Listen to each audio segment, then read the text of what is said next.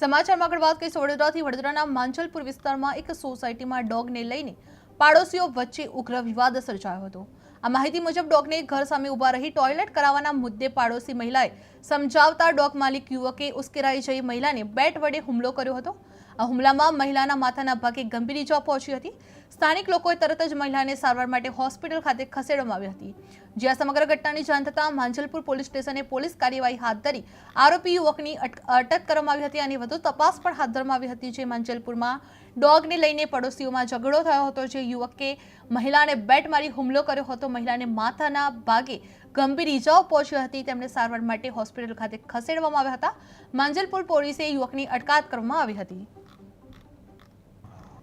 જી, કેવી રીતે આ ઘટના બની અને કોના દ્વારા મારવામાં આવ્યો હતો? સમગ્ર મામલો શું હતો? મારું નામ વિકાસ વીર છે અને મારા વાઈફનું નામ વૈશાલીબેન વીર છે।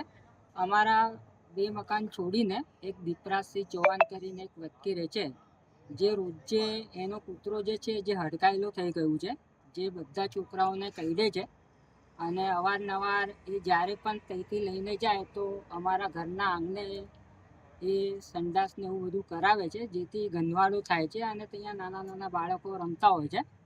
તો આજે લગભગ 9:30 પોણા 10ની આજુબાજુ અમે લોકો જમવા બેસ્યા હતા। અમારા ઘરે મહેમાન આવ્યા હતા, તો અમે બધા જમવા બેસ્યા હતા। એટલામાં દીપરાજસિંહ ચૌહાણ ત્યાંથી પસાર થતા હતા અને ત્યાં એમનો જે કૂતરો હતો તો એમને ત્યાં સંડાસ કરાવવા માટે રોકી રાખ્યો અને ઘણી એવી વાતથી ત્યાં જી, કેવી રીતે આ ઘટના બની અને કોના દ્વારા મારવામાં આવ્યો હતો? સમગ્ર મામલો શું હતો? મારું નામ વિકાસ વીર છે અને મારા વાઈફનું નામ વૈશાલીબેન વીર છે। અમારા 2 મકાન છોડીને એક દીપરાજસિંહ ચૌહાણ કરીને એક વ્યક્તિ રહે છે, જે રોજે એનો કૂતરો જે છે જે હડકાયેલો થઈ ગયું છે, જે બધા છોકરાઓને કરડે છે અને અવારનવાર એ જ્યારે પણ ત્યાંથી લઈને જાય તો અમારા ઘરના આંગણે એ સંડાસને એવું બધું કરાવે છે, જેથી ગંદવાળો થાય છે અને ત્યાં નાના નાના બાળકો રમતા હોય છે। તો આજે